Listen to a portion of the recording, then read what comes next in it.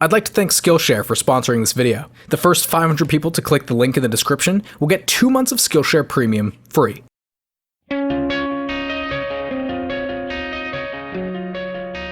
Sometime within the last 15 years, you've probably found yourself belting out to the Killers' Mr. Brightside.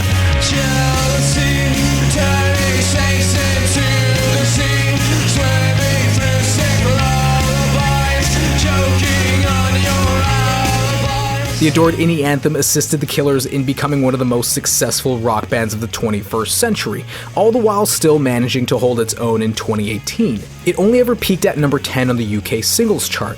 But get this, since its reissue in 2004, it's rarely ever left those very same charts, appearing in the top 100 singles every year since. In fact, the track is spending its 204th week on the chart as I speak. So what is it about Mr. Brightside that has listeners returning a decade and a half later? Let's take a look at the legacy of Mr. Brightside.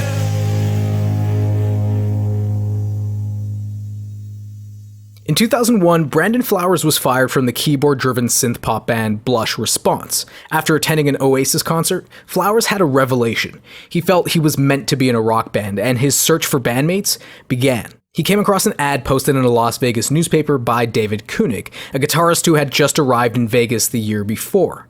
The pair met up and immediately bonded over musical influences and began writing their very own tracks.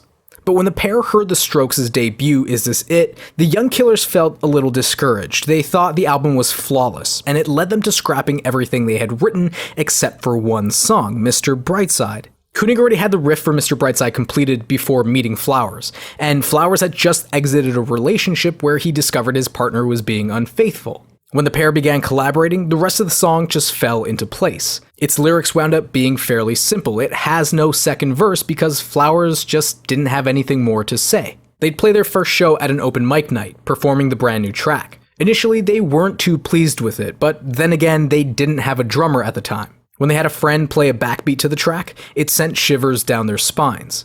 Its earlier stages carried the Strokes' signature home-recorded sound and fuzzed guitars.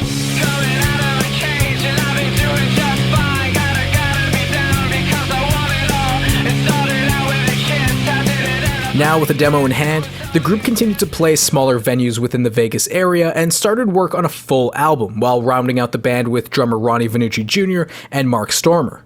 Together, they pinned down their sound, something akin to British pop and indie rock. Shortly thereafter, Brandon Merrick, a rep from Warner Bros. Records, came across their demo online. He offered to be the group's manager, assisting in getting the young group signed to a major label. Merrick took the band to San Francisco to re-record their demo and had them play showcases for labels. Ultimately, they weren't signed, but they did catch the attention of Alex Gilbert. An A&R rep from the UK, Gilbert brought the demo to Lizard King Records in London, and the indie label signed the group before even meeting them. Mr. Brightside premiered in August of 2003. Initially, it was only a minor success, but the single generated enough positive buzz for American labels to begin taking an interest in the band. Island Def Jam picked them up prior to releasing their debut and released Somebody Told Me as their first single. Well, somebody told me you had a boyfriend who looked like a girlfriend that I had in February of last year. It performed fairly well, but it wasn't until the re-release of Mr. Brightside as a single that things started to change for the Killers. They began taking off in the UK, and with 2 smash hits under their belt, it ensured their debut album Hot Fuss was a monster success. Since its release, the album has been certified 7 times platinum in the UK, spending more weeks on the chart than any other album that decade. The album also saw 5 Grammy Award nominations, with Mr. Brightside nominated for Best Pop Vocal Performance by a Duo or Group. Meanwhile, back at home, Mr. Brightside didn't enter the Billboard Hot 100 until February of the following year, and took nearly another 5 months for it to peak at number 10, making it somewhat of a sleeper hit. In 2005, it was the 6th most downloaded song on iTunes. It's now the 12th most downloaded rock track in the UK ever. Mr. Brightside is the most streamed song of any track released before 2010, averaging nearly 1 million plays per week across all major streaming platforms. Pitchfork, Rolling Stone, VH1, and countless others have called it one of the best songs of the decade. Not bad for a band's first song. The Killers have never not played the song live, and that's not a hyperbole, it's the truth. They've literally never played a gig without playing Mr. Brightside. Flowers himself isn't bored of singing it, and somehow it has stood the test of time, while its popularity is showing no signs of dwindling.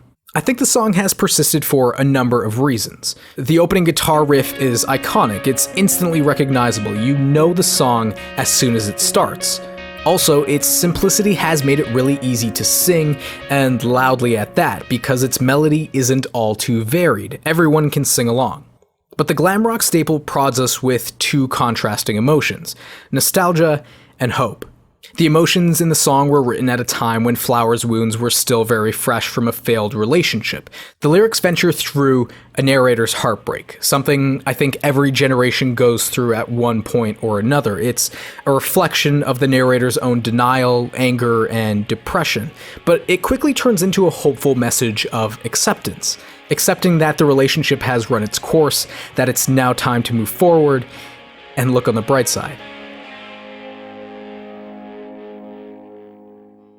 Thank you for watching, ladies and gents. This episode was brought to you by Skillshare. It's an online learning community for creators with more than 20,000 classes on things ranging from music production to graphic design, photography, animation. They have courses on pretty much everything, and you'll be hard-pressed not to find something of interest to you. I'm constantly learning to tighten up my writing with these videos, and Skillshare has been valuable in helping me get there.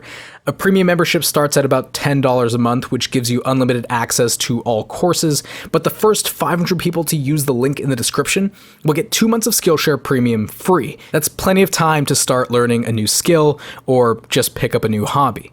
If you enjoyed the video, please give it a like rating, subscribe to learn more about the music you love. If you'd like to support the channel and earn rewards for doing so, please consider heading over to my Patreon page. Rewards include joining the Middle 8 Discord, where you can chat with me about music and future videos. You can get your name in the credits, video commentaries, and a lot more. Tell me, why do you think Mr. Brightside is still popping up on today's charts? Let me know what you think in the comments below. And that's it for me. Again, thanks for watching, and keep listening.